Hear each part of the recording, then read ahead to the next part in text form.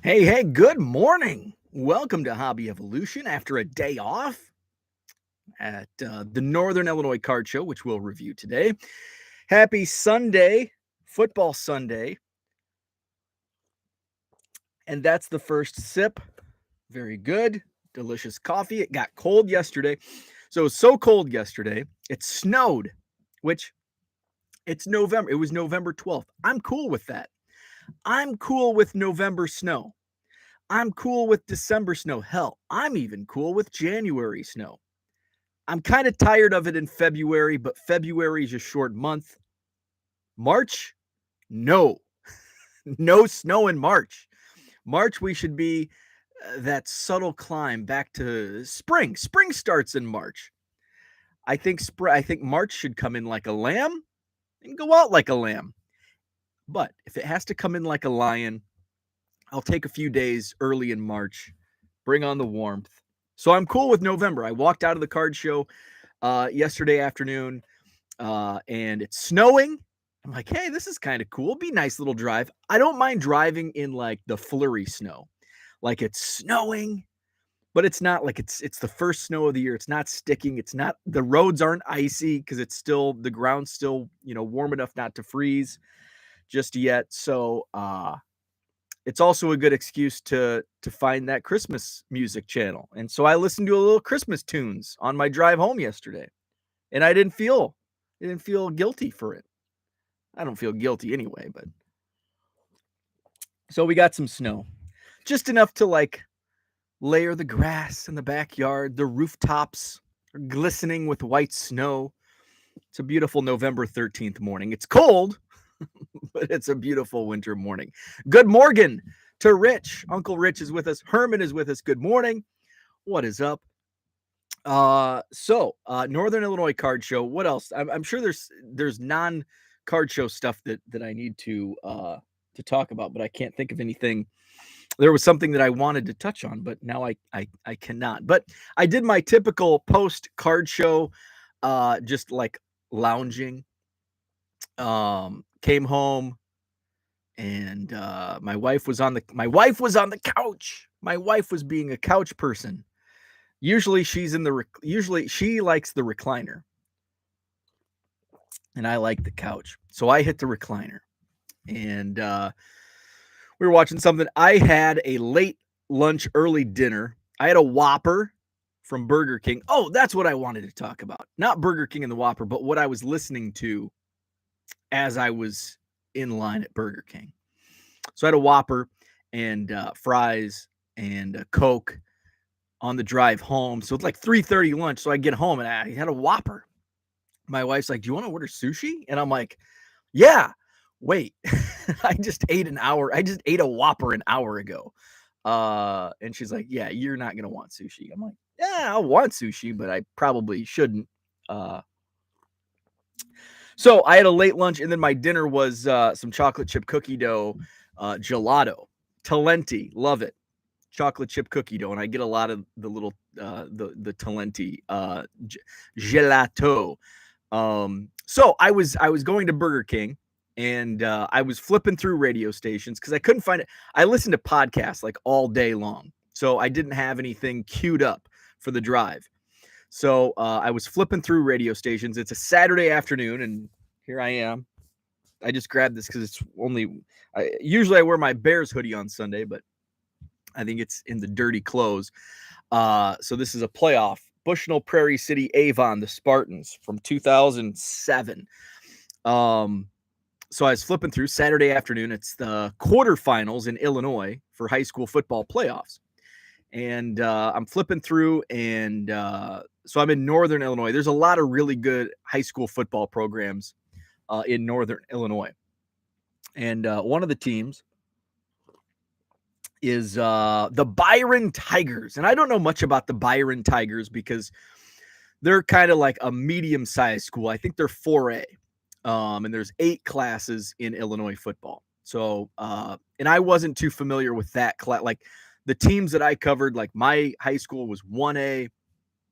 Sometimes after their co-op, they would go 2A.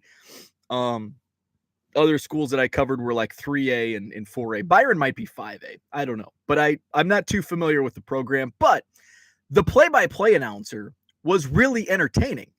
And he did a really good job. And I think he was solo. There was not a color commentator in the few minute stretch that I listened because it was the fourth quarter and it was like under a minute to go. Byron Tigers, they were losing. Who were they playing? I think Reed Custer, which is like south of Chicago. And so Reed Custer versus Byron. Byron is down by how many points? I think they were down by 2. They were down by less than a touchdown, and they're driving. And all of a sudden, they get a 16-yard run, and there's down to like 4 seconds or 6 seconds, and they run it, and they get the touchdown on a delayed call. And this guy, the play-by-play announcer, is like, I mean, I don't know anything about the Byron Tigers. I don't know anything about the Reed Custer Comets, but I am enthralled by this game because of the play-by-play announcer. And that's a good play-by-play announcer will draw you in. And here I am flipping through radio stations. I'm like, hey, this guy sounds excited. And then I hear the score. And also, key to being a good play-by-play announcer, announce the damn score. When he did a great job with that, and especially, down the stretch, it's like, you need the down. You need how much time's left. Is the clock running? Score. All that, vital information. So he did a great job. I don't know what radio station it was. Oh, it was 102.3 on your radio dial. I don't know his name, but he was awesome. And kudos to him. Kudos to the bye. My wife's leaving. And kudos to the Byron Tigers for their win over Reed Custer in the playoffs. So that was fun. That was something I listened to, and then I flipped it over as I was driving to some Christmas music. Herman spent yesterday burning leaves and brush. You would have loved it. Oh, that's okay. Herman mentioned something in a message yesterday about he showed a picture, and I'm like, I didn't understand the context. Now I get it because I hate burning leaves. Herman's out in the country though, so you get a pass. But if you're like in town, like in a neighborhood and burning leaves, that's what I hate. But if you're out in the country, like, yeah, that's cool, but not in town. In town's not good. Rich saw the Polar Express on TBS last night. My wife was watching, man, I don't even know what she was watching. I wasn't paying any attention. But I was just like, when I got home, she was doing some work on the laptop on the couch. I hit the recliner and I was just scrolling through, catching up on emails and eBay stuff and all that stuff. But then we watched a movie where the Crawdads sing, which was a pretty good movie. I enjoyed it. A little twist at the end that I didn't see coming. If you haven't seen it, you should watch it. And then after that, I think I fell asleep. Actually, I fall asleep during movies sometimes. I was really tired last night. I don't know why. I went to bed at a decent time. I think I got decent sleep.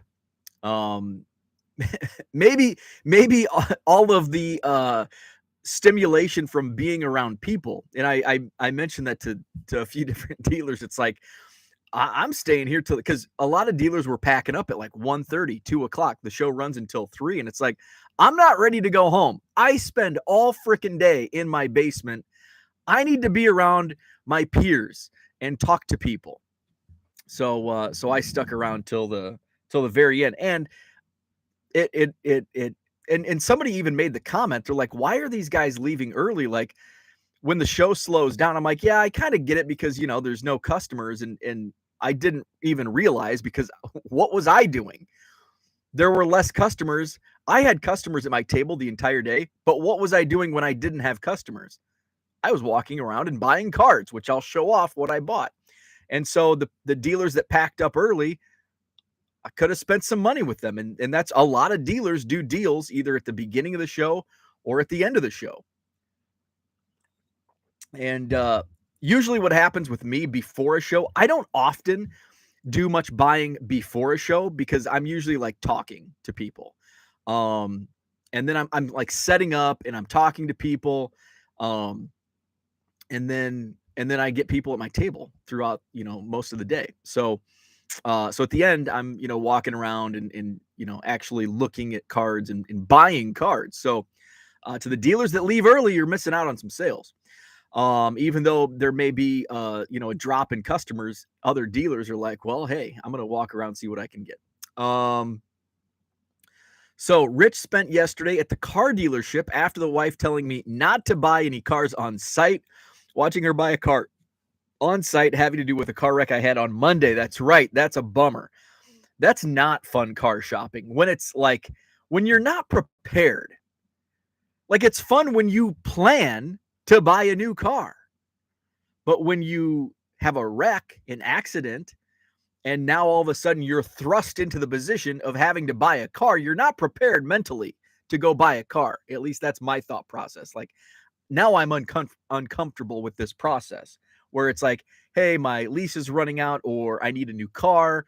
I'm going to go shop around. I've got some time. You know how I love to take my time when it comes to purchases. But when I'm thrust into that position, I don't like it. Rich says she will get that car and I'll get her old car. Herman says, Rich, we have to play that movie on a loop this time of year for my grandson. He loves trains. Taking him to ride the Polar Express train this month. Very cool. John says, Bo sounds subdued. Do I sound subdued? DGR Duggar says, in your opinion, when is the best time to buy? End of the show. Ooh, that's a good question. It kind of depends. It depends on what you're buying. So if you're digging through bargain boxes, it's best to buy at the beginning of it. It's best to get to that table at the very beginning and beat everyone else because you can get the best cards in those boxes. But if you want to buy in bulk, if like say you want to buy an entire bargain box or get a good bulk discount, dealers are likely to give you a better deal at the end of the show. But again, remember, the reason why is because it's been picked through, because those early birds are getting the really good stuff. So what's left over, and some dealers don't want to take stuff home. I'm kind of like this show, a lot of my boxes were new, so I wasn't really inclined to make, and I didn't have anybody offer, and I didn't extend the offer to anybody that was filling boxes. And it depends. My price per box varies, if when it comes to bulk. Back to your question. I'm kind of digressing. Back to the question, though. And that's kind of my wheelhouse is the lower end stuff and buying bulk or digging through bargain boxes. So that's my answer from that standpoint. When it comes to, and I guess that same principle applies to like the higher end stuff. You get first dibs if you're before a show or at the very beginning of the show, you get first dibs at a card if it's a card you really want. But there may be a premium attached because it's before the show. At the end of the show, if there's a card you really want, you may have a little leverage because it's the end of the show and maybe the dealer didn't have a good day and he just wants to make some cash. You might get a little end of show discount. So it kind of varies. It depends on the style. Like if I'm buying bulk, the best time to buy is at the end of the show because that price is going to come down significantly. A dealer may sell you an entire box of cards at the beginning of the show, but then he's losing out on single sales where he can, make a bulk sale at the end of the show and have made money on singles throughout the day. John says that's a good question and adds, what percentage of your shows is your wife home while you're on air? What percentage of your shows is your wife home? Like 99%. If you're talking about this show here, 99% of the time that I'm doing Hobby Evolution, my wife is home. Usually she's sleeping. But she has an early morning showing today, which is not her wheelhouse. Mornings are not her wheelhouse. Mornings are she'll be the first to admit that. No, she's typically always home when I'm in the morning. Let's see. Rich says, back in the day, I knew a bunch of coin and card dealers, and the coin dealers always had a Noops box. Okay, Rich explains. Noop stands for new purchases, and that would be what they would ask about at the end of the shows, especially if they had a good day. Interesting. John says, geographical question of the day. Do you call it a wrecker or a tow truck? Tow truck. We actually, the thing is, like where I grew up, it kind of, both terms were used where I grew up. It was kind of, so here's another one that was used intermittently. Is that the right term? I don't know. So yes, we were tow truck in Northern Illinois, tow truck, but wrecker. I think my dad called it a wrecker, but okay. Full disclosure, my dad also called restaurants eaten places. My lineage is from Kentucky. No offense to Kentuckians. You're my brothers, my Kentucky brethren. So my dad called it eaten places, and he called movies picture shows. He was a little old school. I think he called them wreckers, but he also called ambulances, which I think ambulance is kind of like nationwide. Like there's not like a regional term for an ambulance. It's like an ambulance. Or as my friend growing up, Luke, would call it an ambulance. An ambulance. Interchangeably. Thank you, John. Thank you. John's my wordsmith. Interchangeably. So we used, growing up in my small hometown of Mayberry, Anawan, we called it interchangeably wrecker or tow truck. I called it tow truck most of the time. But my dad would call an ambulance a rescue van. I don't know if I've heard that term ever used. A rescue. I think my dad made up these terms. An eaten place. We were driving by, rest in peace, Pops. We were driving by a steakhouse in Macomb when I lived in Macomb, and it was called the Red Ox, the Red Ox Steakhouse, home of the ugly steak. And I had mentioned, I think we had, it might have been around the time when I was working at the university, we had our Thanksgiving as a team. Because that's the trip I talked about it the other day, the Savannah State trip. We had our Thanksgiving meal as a team at Red Ox, and then bussed to St. Louis, flew to Atlanta, flew to Savannah. But we had our Thanksgiving dinner at the Red Ox. So we were driving by it. It must have been right after this. And my parents were in town visiting, and I'd pointed out that's the Red Ox. That's where we had Thanksgiving. And my dad looks over, and it must have been an unassuming looking steakhouse restaurant. And he points over and he goes, "That an eaten place?" My mom lost it. Because my mom's significantly younger than my dad. My mom was 14 years my dad's junior. So there was quite the age difference between my mom and my dad. And that's why he's a little old school. He likes eating places. And in high school, we would go to the picture shows. And my mom got a kick out of it because he's like, we'd go watch, I don't know, The Water Boy. And Sunday morning, my dad's like, "Did you guys go to the picture show last night?" And I'm like, "Yeah, they're moving now. They're moving picture shows. And get this, they're in color. Color moving picture shows. Imagine that." So yeah, my dad used the term rescue van for ambulance, and I agree. That's a pretty cool rescue van. We should use that more often. Rescue van. There goes the rescue van. Now that I say it, it does sound pretty cool. But yeah, tow truck is the term that I grew up using. But I think my dad used wrecker, and I know others in the community used wrecker. Herman says, "I'm doing a video next weekend, but will warn everyone now, it won't be card related." Herman, I will accept a chicken video. Is it a chicken video? Will it be a chicken video? The masses need a chicken video. And if it's not a chicken video, do a chicken video. Let's see. Paige and Deanie Bean. What is up? Dean and Andrew. What's crack-a-lackin'? What's up, guys? What's up? Good morning. Happy Sunday. John says, I'm sure you had people, doctors and critter doctors.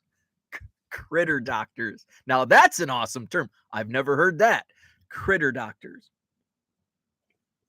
Rich says, my grandmother always used to say, are you watching the radio?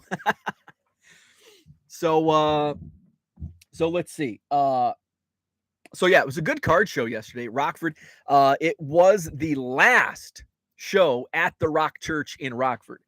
They're not gonna continue doing the show at that venue. I was talking to John and Mike, the promoters. They haven't locked in a venue. They're still looking around for various places. They also run the Janesville show, which the next Janesville show is in 2 weeks, November 26th. That's the Saturday after Thanksgiving. I'll be there. I'm going to replenish my quarter boxes, which were, remember, I said this week, my quarter boxes were going to be banging.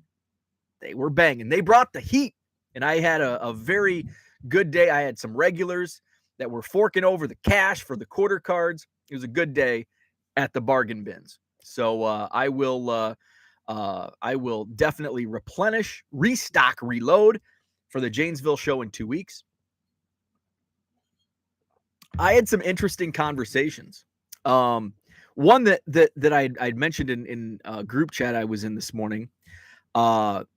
One of the dealers was actually I had this conversation with a couple different dealers about 1099s, and it's kind of been, it hasn't been talked about much lately because it's November, but I think as we get to the end of the year, it's going to be top of mind again. So for those that are not aware, if you're, doing any sales, basically any online sales, it's pretty much going to be reported, and you're going to receive a 1099 for over $600. PayPal, eBay,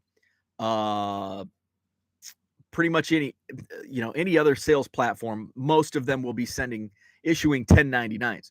So, and I know one of the big questions that I get posed and that I see posed often on social media and forums, people say, well, what if I spent $200 on this card and I only sold it for $100? Well, eBay doesn't know that. The IRS isn't going to know that. So what eBay does, eBay issues a 1099 on your gross sales. Gross sales. So say you did $1,000 in sales for the year. eBay is going to issue a 1099 for $1,000. Now, there's going to be fees. That 1099 doesn't include your eBay fees. That 1099 doesn't include your shipping cost. That obviously doesn't include your cost of goods sold for the card. Say it's a $200 card that you sold for $100. None of that's going to be showing. So you, as the person that is issued the 1099, have to do that work. Otherwise, you're going to have to pay taxes on that $1,000. So, and then my advice would be hire a tax professional to do all that. I do that because tax law is difficult and I don't want to take chances.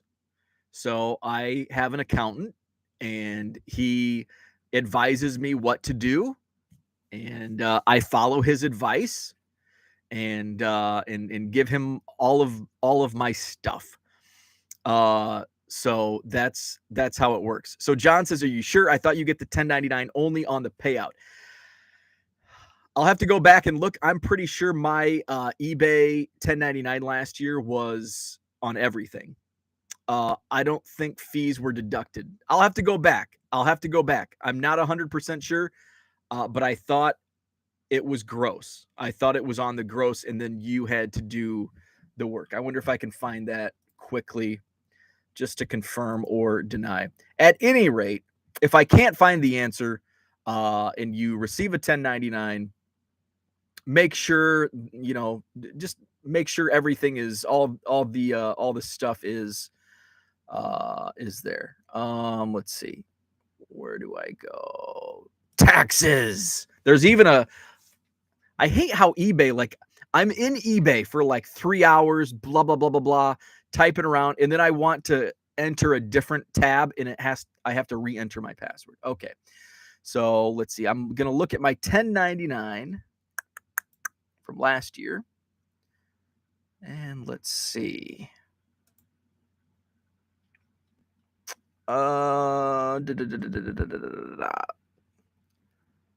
It even, wow, the 1099, I didn't even look at it closely. Full disclosure, when I get the 1099, I just send it to my accountant. I don't really look at it, which I probably should. I wasn't doing this last year. I wasn't doing this full time, so it was just kind of like, here you go. But even then, I was still doing it basically full time. So it even breaks down your monthly sales. So I'm pretty sure that's okay. I have a spreadsheet up that I think covers December.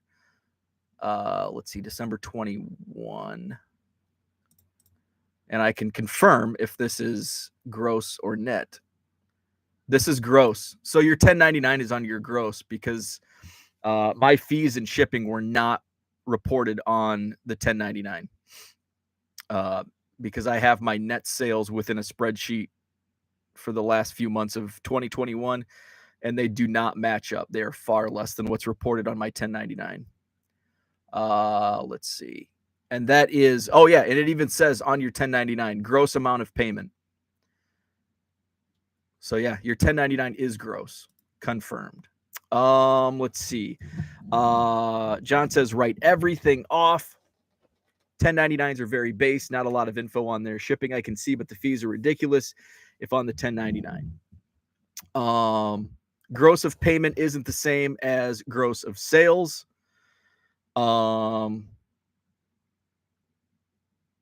Yeah, so I don't know,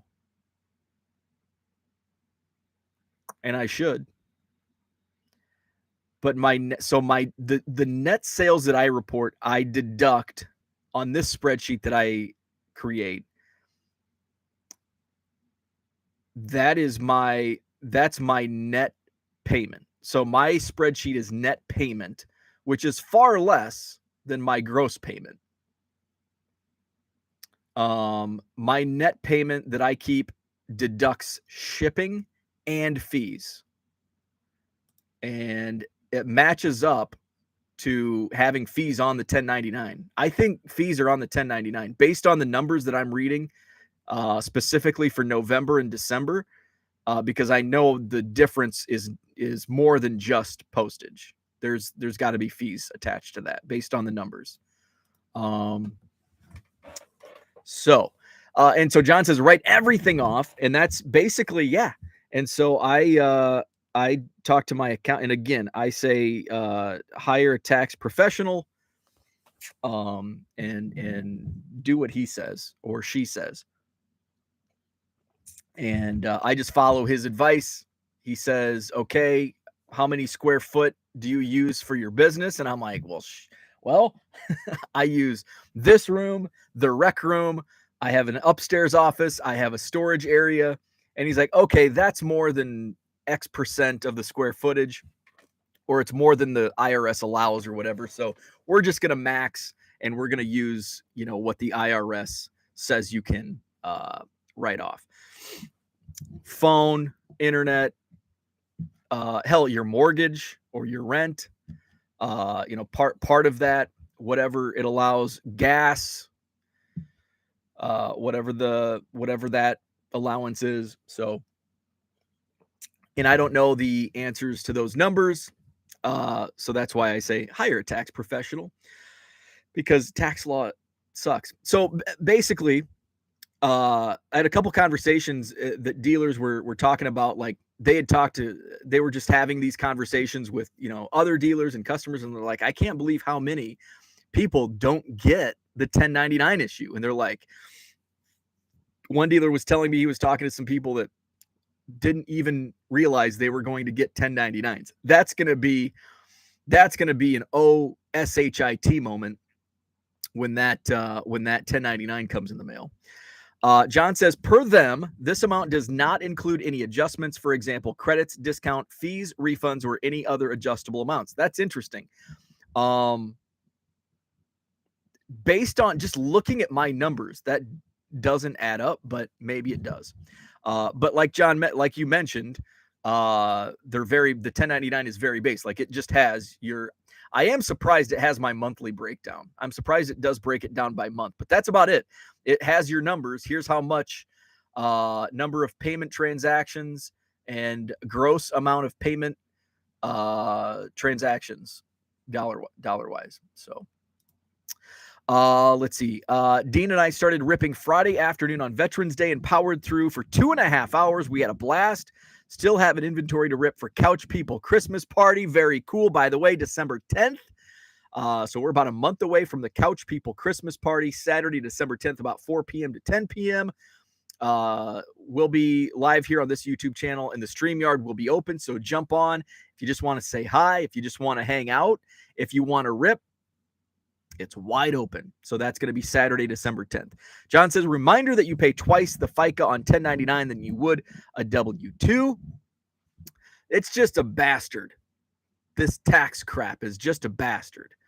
So yeah, I was surprised, and it's it was a couple different conversations I had yesterday, and it's like, you know what, this hasn't been, but it is November, and it's probably going to rear its ugly head again as people get prepared for doing their end of year taxes here in the next month to 2 months. So into 3 months as those W-2s start coming in at the end of January. So just be cognizant of that. The show yesterday, we hear so much. The hobby's dying. Oh my God, sales are down. This is down. It's no surprise that sales are down. I was a little surprised at how much traffic there was at the card show. And I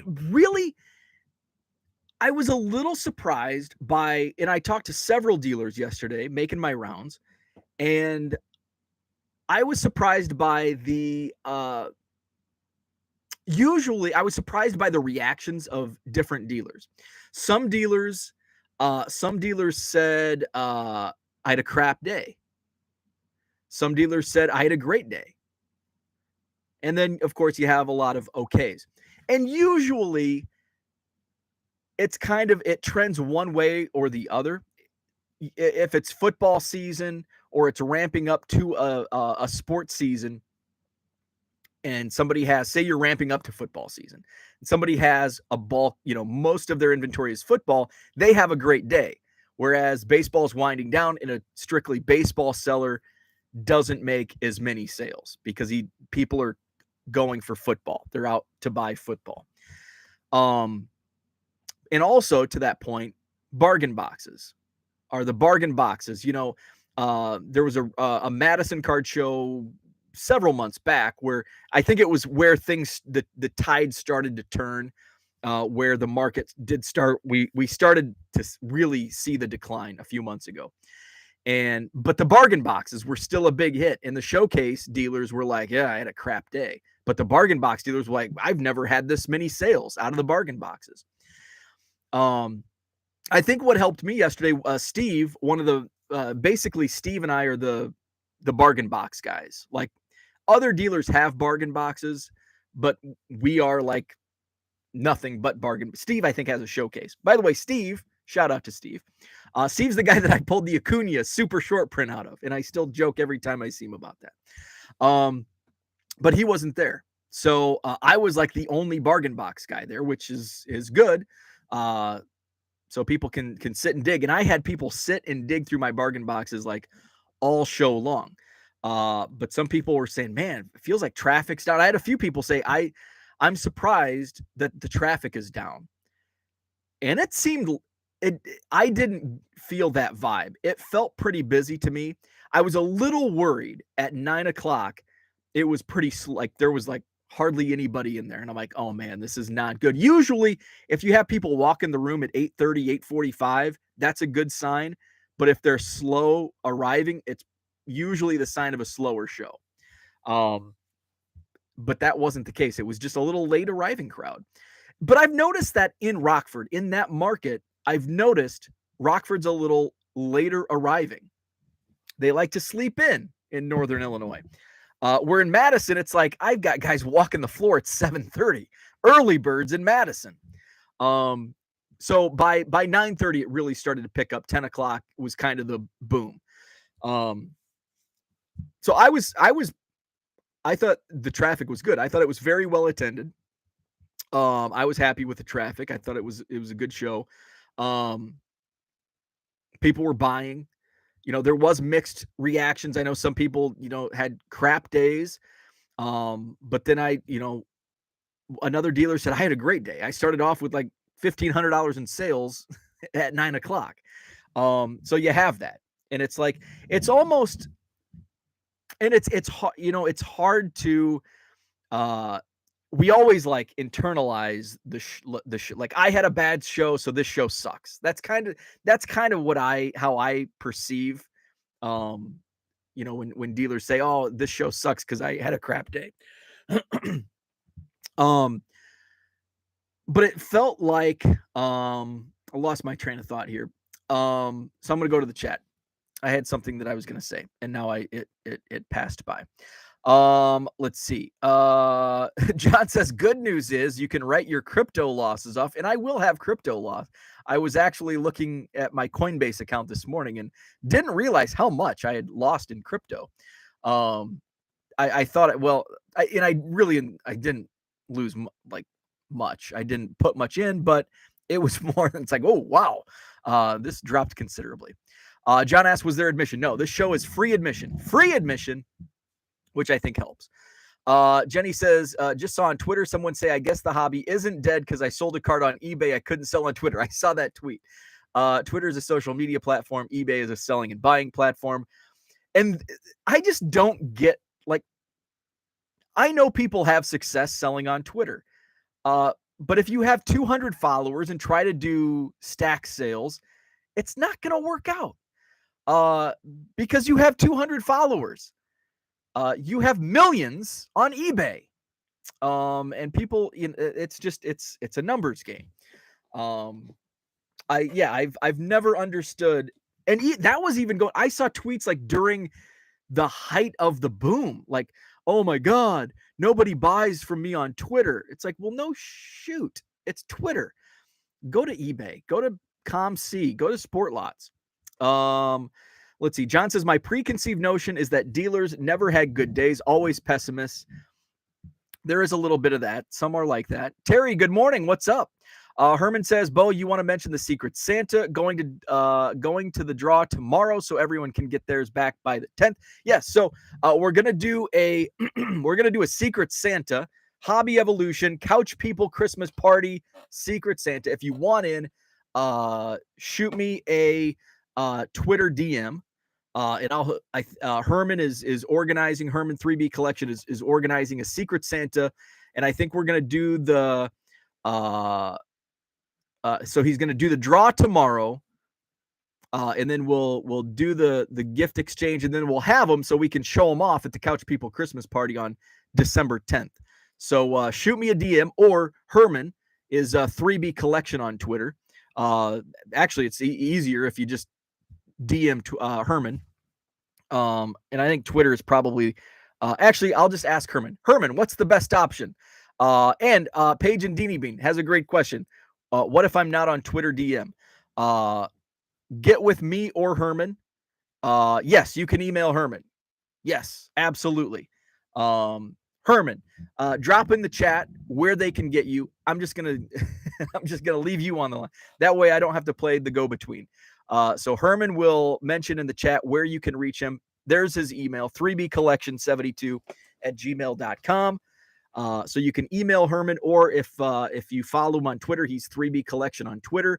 Hit him up in the DMs and sign up for the Couch People Christmas Party Secret Santa And so we'll get those gifts sent out, and then we can reveal on December 10th during the Couch People Christmas party. Thank you, Uncle Rich. Hit that like button if you haven't already. Let's see. The Falsey, what's up? No one buys from me on MySpace. Am I doing something wrong? Let's see. And Herman says yes. And so there's a $20, $25 max on the gifts. So don't go out and buy a 52 tops mantle for your secret Santa. Actually, if you do, they'd probably be forever indebted to you. So yeah, so the traffic, I thought the traffic at the show yesterday was great. I know others in the room thought it was down, and I might have been just comparing it to the last show in Rockford, which was in September. Yeah, there was no October show because of the big show at the Indoor Sports Center. So September, the traffic was pitiful in September. It was really bad. But August was great. The August traffic was amazing at the same venue. And then September sucked. And then yesterday was good. I thought it was really good. Traffic was really good. My bargain boxes, I can only speak to how I did. I did great out of the bargain boxes. What I didn't notice, and I'm on both sides of this hobby. Like, there's a hobby portion, which I'm going to show off some goods. By the way, I'm wearing my SGC hat. I received my 11. I'm all over the place this morning. I received my 11 card submission back from my buddy Matt at 5 Star Cards, which you can see him next weekend. He'll be taking subs at the Madison Card Show for PSA and SGC. I'll probably drop even more off. I dropped 6 more off yesterday. I picked up 11, dropped 6 off yesterday. I'll probably drop off another 5 or 6 next Saturday in Madison. My 6 that I dropped off yesterday, I'll likely be able to pick up in Janesville in 2 weeks. Matt, 5 Star Cards, they'll be taking subs in Janesville as well on November 26th. So I'll show off those goodies. Where was I going with that? I can't remember where I was going. Why did I say that? I was talking about I had a good show. It was good traffic. I did some subs. Let's go to the chat. If I lose my train of thought, I'll just go to the chat. My local card store is doing a Secret Santa holiday party on 12/17, which really piqued my interest. That's cool. And if you really like older cards, I'm coordinating the Net 54 Secret Santa event as well. Thank you, Andrew. Hobby versus seller. So I'm on both sides of this. Hobby side with my Cubs. That's where I went off on the tangent. So I was a hobbyist, but I'm also a dealer, and I sell cards, and that's how I make a living. So I'm a little torn on this issue, and I know it's kind of like when I worked in so I was on both sides. In radio, I was on the operations side. I was the face of the face on radio. I was the radio guy. So I was on the on-air personality, the talent. Actually, we called it talent. Which that was a really loose term, talent. So we had talent and sales, and there was like, oh, the sales, we want to do this, but the sales, they're not doing their job. And the sales is like, we want to do this, but the talent doesn't want to do it. Blah, blah, blah, blah. So you got sales versus talent in radio. And then I joined the dark side in sales when I came to work and got a real job, left radio and got a real job. Now I'm on the sales side. And there's an operations side, which is, I was on the sales side getting the freight to move for a customer. And we had an operations side that they coordinated getting truck, and they were actually sales as well, but they were on the trucking side. They were on the sales side that we had to pay people. I was on the sales side that people paid us. So now it's sales versus operations. Well, the sales team's not bringing in enough freight, and the sales team's looking at operations. The operations team's not covering the freight that we're bringing in. So there's always this constant, and it's the age-old sales versus operations in every industry. And that's how it is in the hobby. There's hobby versus dealers, sales versus collectors. So I'm on both sides of it. What I noticed yesterday was there were no cameras filming trades saying, "Let's go, boom," and I use those words too. So uh, I'm not talking down on the "Let's go" crowd because I say it too. But I didn't see any of that, which it was kind of a breath of fresh air. So I'm going to talk from a hobby standpoint first. I felt like it was a breath of fresh air because it wasn't all about the money. It wasn't all about the flip. And I know that sounds like, well, Bo, you're a hypocrite because you talk all the time about how you flip your penny card to $1.50 and all this. Yes, I do. But it's kind of nice when I also can put my hobby hat on and just be a collector and look at cool cards, buy cool cards, submit to SGC for my own personal collection. Like I'm not subbing these to get slabbed to go sell on eBay. I'm getting them slabbed because they look freaking awesome, which by the way, I'm not going to show them off here, but I will do a separate video and I promise it won't be 4 months down the road. I'll do it. I've got a lot of shipping to do. So it may not be until Tuesday. I think I'm going to be in my basement shipping for the next 48 hours. Hobby's not dead, by the way. So I put my hobby hat on and I, do that fun stuff. But then there's also the dealer side where, hey, I bought this card for $1 and sold it for 20. I get it. Boom, let's go. So I didn't see any of the let's go, filming all their trades, flipping trade ups and all that, which was kind of nice. It was like it was collectors and dealers cohabitating, buying cards they like, dealers selling cards they don't like, and we all lived harmoniously in a church gymnasium in Rockford, Illinois. It was a beautiful sight to see. But I didn't even realize that until this morning. I'm like, you know what? I don't remember seeing any like, boom, let's go. I just traded this Josh Allen for this Colby Allard optic auto. Boom, let's go. I didn't hear any of that yesterday, which was good. But on the other side, I think those guys that do that stuff are good because it does shed light on the card show itself. Like I love when dealers promote shows. My show in particular. Like I love it when, dealers, I've had some dealers buy their own Facebook ad to say, "Hey, I'm going to be at the Madison Card Show next Saturday. Check me out, Pokemon." It's like they're paying money to promote themselves at my show. They're promoting the show. So I like that. That's like it's like a tag team for a show promoter. I love it when dealers promote the shows. And so I like that crowd that boom, let's go, and that's doing all that. Cooter's in the house. Cooter, how are you feeling? Paige and DDB says, "You, me are saying let's go to be smart-assed and silly." That is kind of true. When I say let's go, it's kind of tongue in cheek. I will admit that. So let's see. So yeah, that's something that I noticed yesterday. So let's put my hobby hat back on. I've bought a lot, but I bought a lot of like inventory and like stuff that I'm selling. So it was kind of nice to walk the room and look at stuff and buy some stuff. So my buddy Kyle, who sets up at my show, I bought 2 cards. I think I put the other one on eBay. I bought 2 cards from him, one to sell on eBay and one for my personal collection. So he gave me, they were in the $3 box. So he gave me 2 for $5. So I paid $2.50. And I got this Jerome Walton Hometown Heroes auto. Jerome Walton, my favorite player as a kid. His Rookie of the Year campaign in 1989. Got to meet him a few years ago.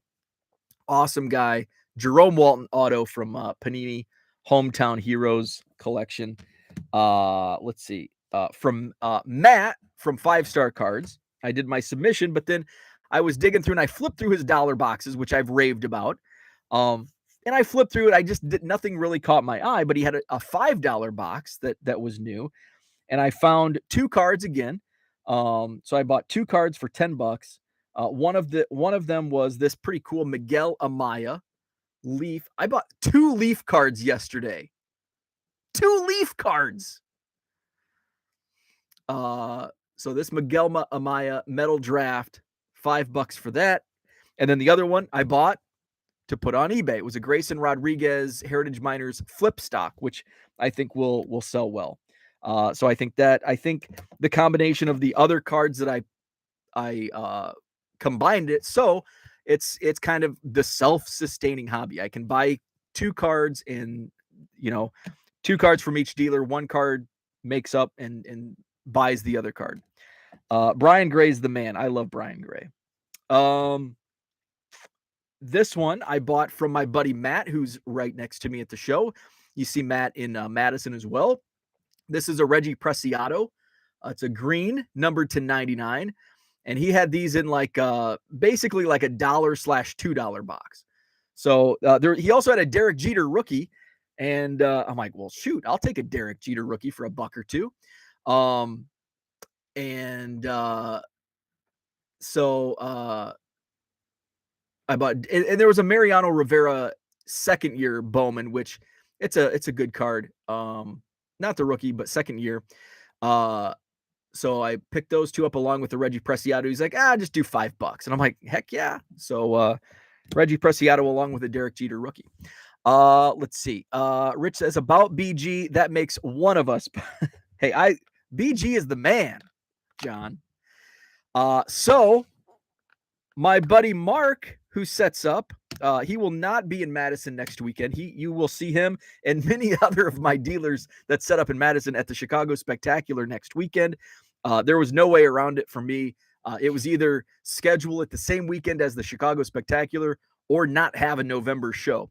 And I'm still going to sell out 125 tables. So I think it would have been a disservice to dealers and customers to not have a November show. So Mark gave me a whole case of Cubs cards. And he's like, every time I see some Cubs, I'll put them in here and I'll bring them to you. So a stack of Cubs, including this. And there's there was a White Sox card in here, but I'm going to send that to Zach. So that'll be a surprise for Zach and Porter. So, and then there were 2 bigger buys. This is the smaller of the 2. This was an end of the show buy. Like there's nobody in the room except dealers and the dealers that stuck around. And one dealer who had a very diverse selection of stuff, which I like, and it's stuff you don't see. And something I don't see often is older Bowman. Now, I get so tired so here's what I'm going to say about diverse. It's nice to have diverse dealers with different stuff. When it comes to bargain boxes, I go through whether it's usually $1 box, and it's like all first Bowman paper from the most recent year. And it's like, oh my God, and I love Bowman, but I'm not going to pay $1 for first Bowman paper.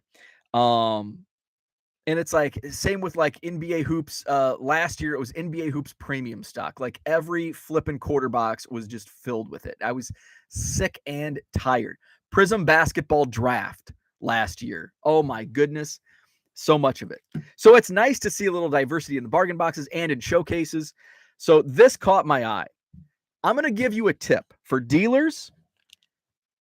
Interaction is key.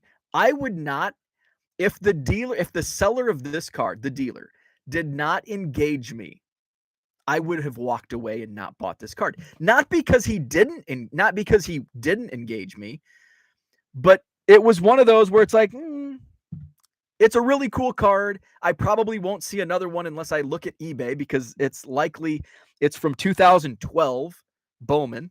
And it's a guy that's not hot anymore. He had a couple good years with the Cubs, but he's just not somebody that's going to be in a showcase.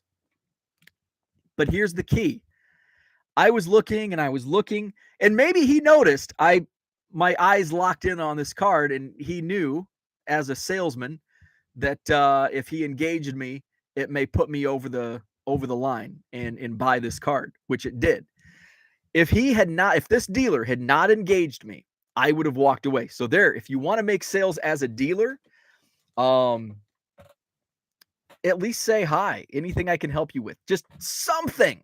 I mean, there's a lot of dealers I'll walk up to and they're buried in their phone or they're talking to their buddy next to them and they don't engage the customer. And sometimes I'm guilty of that, like at my bargain boxes. And there's a whole nother there's a whole nother tangent we can go down, but sometimes it's like I can tell somebody doesn't want to be, hat down. They don't want anybody to, engage with them. So anyway, the card in question, 2012 First Bowman Chrome Gold Refractor Auto, numbered out of 50, Albert Almora. And it's like, you don't see these because who wants to buy Albert Almora? Me. There might be one other. There might be one other Albert Almora collector out there, but Albert Almora First Chrome Gold Refractor.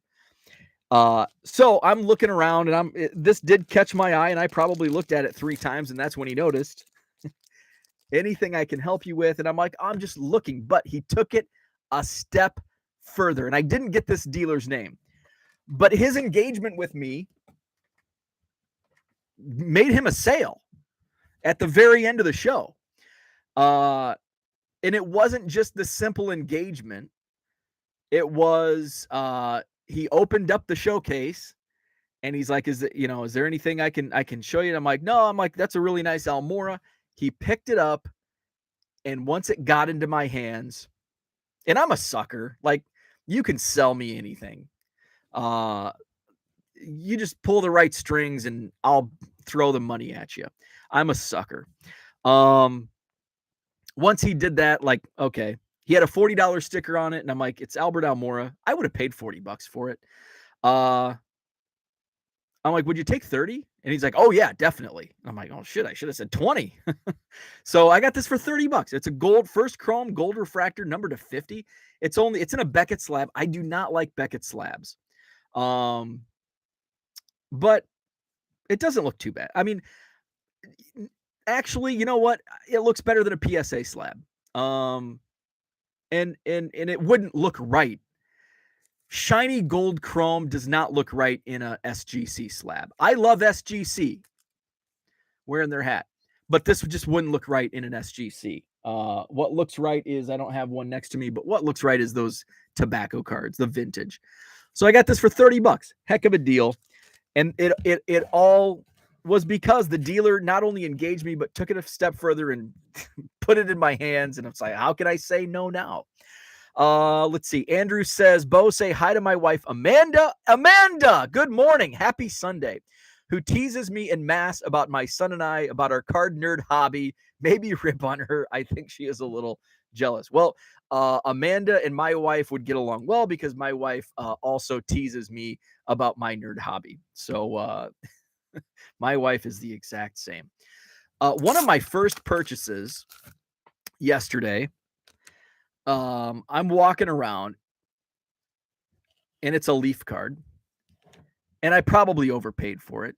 And it kind of goes totally against, I picked up 11 pre-war tobacco cards from SGC.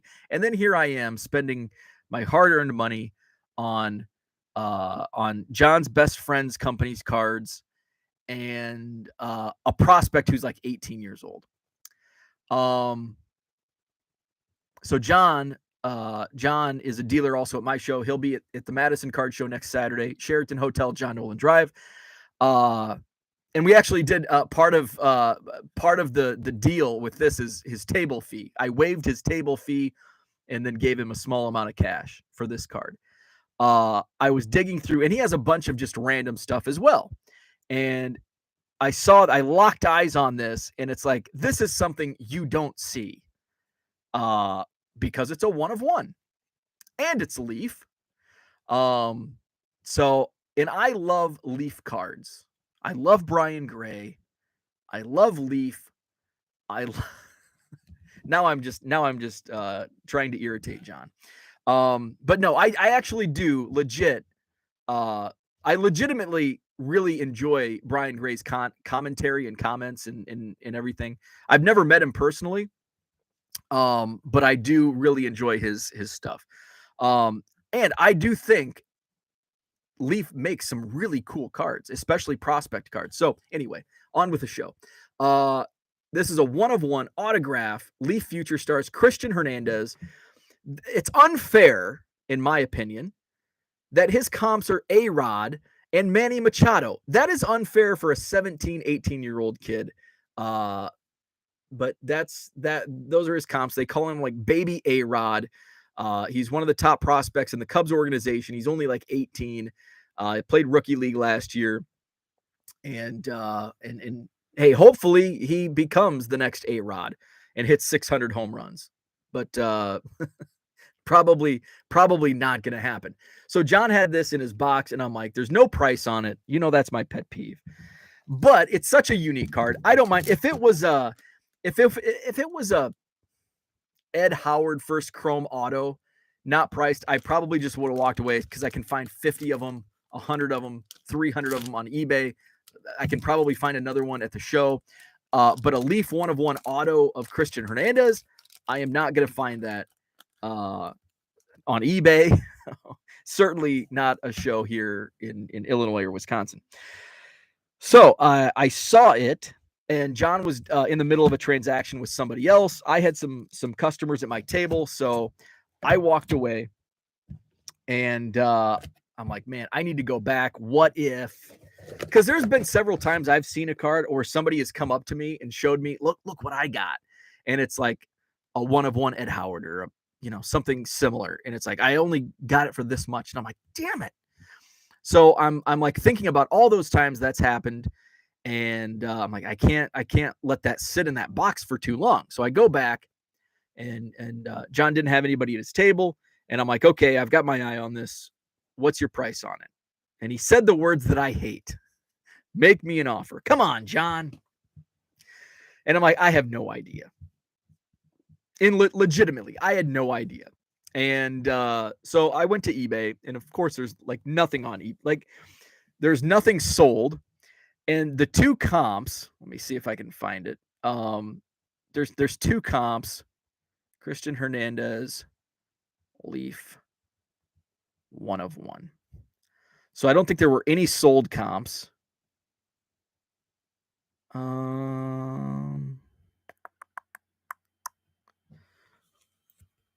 Okay. Well, now I do see some. Well, how come I didn't see these yesterday? This would have helped me in my negotiation. Okay, so here's a 1/1. Christian Hernandez pink pre-production proof rookie auto 1/1. It's at $105 or best offer. Here's this exact same card. So I probably did overpay. And this is just like a green version for $105. So yeah, how did I not see these? I think I spelled his name wrong. That's why. So basically I paid what I could pay on eBay. Oh, here's one for 150. So basically I paid 105. I paid 25 in cash and then waived his table fee, which is $80. So I think I must have spelled Christian's name wrong. I probably spelled it with an H. There's no H in Christian. Hernandez. So yeah, so there's some on eBay for 100, 105, which is exactly what I paid. They're all right at 105. So I paid exactly what they're listed for, and I could probably get them cheaper on the best offer, but John's a good guy. And so yeah, and I even said, like, I showed somebody and I'm like, I probably overpaid for this. So I paid 25 in cash and then just waived his $80 table fee. So essentially $105. So for that Christian Hernandez. John says, Brian thanks you for puffing his ego up a little more, though he needed no help. Rich says, by the way, BG says to wait another 6 months for really good buying opportunities. 5 to 6 months equals times of when people have to pay their 1099s. See, Brian is a very smart guy. And that's a really good point that I didn't consider. And I do think that we're going to see the hobby is in a decline. Like, there's no denying that the hobby is in a decline from point A to point B. Well, point A was 2021. If you go back and look at 2018, 2019, we're in a better place right now than where we were at 3 years ago and 4 years ago and beyond. So for those that are crying doom that the hobby is in a decline, just wait, because it's going to get worse. Like, the card market is going to decline even more. I think it's still another year of decline in the hobby. Let's see. John says Elon is a smart guy. Check his popularity rankings. What the hell's going on at Twitter? I didn't want to bring this up the other day, but I'm gonna bring it up. The blue check mark thing. Come on. Why are people buying blue check marks? That's silly. That's silly. Your money is better spent pissing it away playing Powerball. Your $8 is better spent pissing it away on the lottery than putting a blue check mark next to your name. That's my thought. And now, guess what? We've seen what just paying $8 for a blue check mark does. And I wasn't thinking big macro level on what it can do, which we saw with Eli Lilly the other day. Just Google Eli Lilly. I was thinking like in terms of the trade. Oh my God, this is going to put the trade rumors on the trade deadline when people have blue check marks. Fake Jeff Passan has a blue check mark, and it's Jeff Passan with a blue check mark. It's got to be true. Player A is. I didn't even think what it would do to the stock market. I mean, look at what happened with GameStop last year. You put a blue check mark, and we see Eli Lilly this week. It's like, why are people spending money on blue check marks unless you're doing it for ill intention or just as a joke? But it's like, just lighten your $8 on fire. But I spent $100 on a Christian Hernandez Leaf Auto. So who am I to judge? BG is paying $18 a month to get 2 check marks. So that's what I had for today. I thought it was a good show. Is the hobby dying? No, the hobby's never gonna die. It's gonna decline, and it's gonna go back up, and it's gonna do what the hobby has done for the past 50 plus years. Are we in the middle of a decline? Yes, absolutely. From last year, certainly. And it's going to continue. The decline will continue. So hopefully get it out of your system and accept it for what it is. I will tell you, the eBay hobby is not dead, because I should stop rambling and get working, because how dead is the hobby? The hobby is so dead that I didn't ship yesterday. I better enunciate better. I didn't ship yesterday. And so now I have 254 transactions to ship. So the eBay hobby is not dead. 254 items to ship. So here we go. So I'm going to wrap it up now so I can ship. Actually, I need some more coffee so I can ship all day. And the other thing, the industry will have valleys, but the hobby will be strong for the long term. That's a great way to end it. John is exactly right. I say that a lot. I say John is right a lot. You're not right about Brian Gray, though. And I kid kind of. I do like Brian Gray, but I do. I'm being whatever Andrew said about saying let's go. Now I'm just kind of teasing it.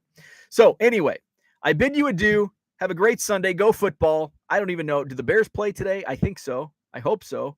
I think so. Yes. I saw somebody tweet that Justin Fields is it was like wake up, Justin Fields is playing football today. So go Bears, go football. Have a great Sunday. Back at it tomorrow morning, 7 a.m. Central. Don't forget, next Saturday, card show, Madison, Wisconsin. Sheraton Hotel, John Nolan Drive, 125 tables, free admission. It's going to be a good show. I'm excited. By the way, for anybody, I don't think I've mentioned this yet, but for anybody that is coming to the Rockford, that was yesterday, to the Madison card show. I don't know if Victor is in here in the chat, but Victor was interested in some of the like non-sport cards that I'd picked up at the big show last month, including that JFK. The same dealer is setting up in Madison next weekend for the first time. They run the show in Davenport, Iowa that was held a couple weeks ago. So they'll be set up 3 tables, and they'll have their bargain box. So if you're not aware, if you saw my tweets, they had the bargain box, and I probably showed them off on Hobby Evolution. They had the bargain boxes, like the $2 boxes with like the wrestling, like the 85 Tops Wrestling, the NWA Wonderama cards, the John F. Kennedy card, Elvis cards. They had like pre-war animal cards and airplane cards. I pulled out a 1948 Tops Magic stamp from their $2 box.